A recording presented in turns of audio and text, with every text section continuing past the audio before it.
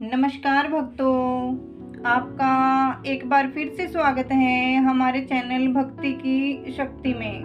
भक्तों, आज हम आपके लिए एक ऐसे संत की कहानी लेकर आए हैं जिसकी कथा सुनने हर रोज एक नाग आता था। एक समय की बात है, किसी नगर में एक ब्राह्मण अपने परिवार के साथ रहते थे। उनके परिवार में उनकी पत्नी और एक पुत्र था। वो बहुत गरीब थे। उनके पास कभी कभी खाने को कुछ भी नहीं होता था। ब्राह्मण की पत्नी बहुत दुष्ट और चालाक थी। वो रोज ब्राह्मण को भिक्षा मांगने जाने को कहती थी, पर ब्राह्मण उसकी एक भी नहीं सुनता था। वो घर में बैठा बस राम राम जप करता था। पत्नी के रोज लज्जित करने पर ब्राह्मण एक दिन सुबह सुबह अपने पोथी पत्रा उठाकर दूसरे गांव की ओर चल दिया। चलते चलते वो घने जंगल में पहुंचा और अंधेरा हो गया। वो वहां एक पीपल के पेड़ के नीचे बैठ गया और राम नाम का जप करने लगा। सुबह होने पर जब वो उठा तो पास के सरोवर पर स्नान करके वो आगे चला और दूसरे गांव में पहुंचा। गांव वालों ने उससे किसी ने भी कोई कथा न सुनी और ना ही उसको किसी ने भिक्षा दी। वो दुखी होकर घूम फिर कर फिर उस पीपल के पेड़ के नीचे आकर बैठ गया। वो पीपल का पेड़ बहुत विशाल था और उसकी जड़ में एक विशाल काला सांप रहता था। उस ब्राह्मण ने सोचा, मेरी कथा तो कोई नहीं सुनता, ये कथा मैं पीपल के पेड़ को ही सुना देता हूँ। और अपनी कथा सुनाने लगा। पेड़ कथा पूर्ण हो जाने पर पेड़ के नीचे बिल में से एक काला सांप निकला और ब्राह्मण को एक स्वर्ण मुद्रा देते हुए बोला, यूं ही यहाँ आकर मुझे कथा सुनाया करो, मैं हर रोज तुम्हें स्वर्ण मुद्रा दूंगा। ब्राह्मण ने ये बात मान ली और नाग बोला, ये बात तुम किसी को भी मत बताना, तुम्हारे सभी दुख दूर हो जाएंगे। ब्राह्मण रोज ऐसा ही करता। सुबह उठता, नहा धोकर अपनी पोथी पत्रा लेकर उस पीपल के नीचे पहुंच जाता और वहां बैठकर कथा सुनाता।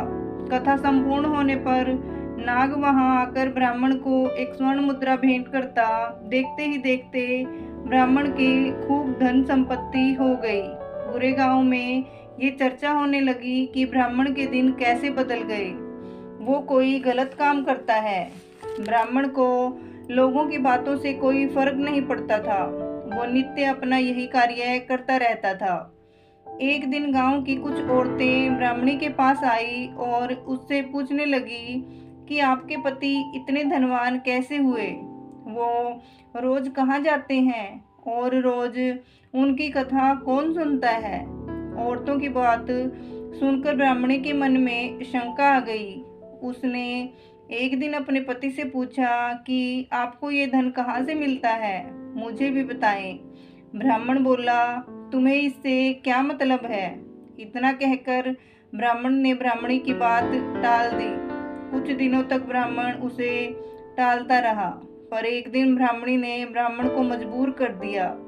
परेशान होकर उसे अपनी पत्नी को नाग की सारी बात बता दी, जिस वजह से उसकी पत्नी के मन में लालच जाग गया और उसने ब्राह्मण के खाने में नशे की दवा मिलाई और खिला दिया।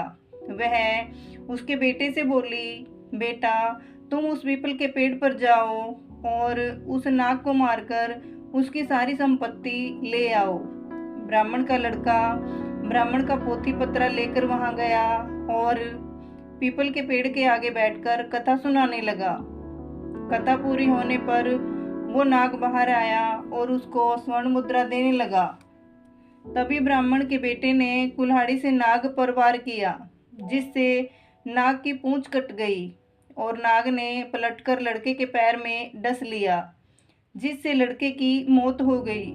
उधर जब ब्राह्मण उठा तो उसने देखा कि उसके पोथी पत्रा गायब हैं। वो समझ गया कि कुछ गड़बड़ है। वो जल्दी से पीपल के पेड़ के पास गया तो देखता है कि उसका लड़का वहां मरा पड़ा है।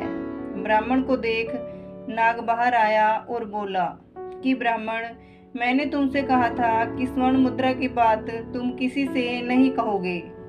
अब तुम यहाँ से चले जाओ। तुम्हें तुम्हारे पुत्र का दुख है तो मुझे मेरी पूंछ के कटने का दुख है। मैं तुम्हें श्राप देता हूँ कि तुम्हारी वो संपत्ति जो मेरे द्वारा बनी थी वो सब नष्ट हो जाएगी। ब्राह्मण सर पीट कर रह गया और रोता बिलखता अपने पुत्र का शव लेकर वहां से निकल गया और अपनी पत्नी से बोला कि देखो, तुम्हारे लालच की वजह से हमने हमारा इकलौता पुत्र गंवा दिया और हमारी सारी संपत्ति नष्ट हो गई। ब्राह्मणी भी रोती रही। लालच एक ऐसी दलदल है जो व्यक्ति को नाश की ओर ले जाता है। भक्तों, अगर आपको ये वीडियो थोड़ी सी भी अच्छी लगी हो तो प्लीज़ हमारे चैनल को सब्सक्राइब करें और वीडियो को लाइक करना न भूलें। राधे राधे, जय श्री कृष्णा।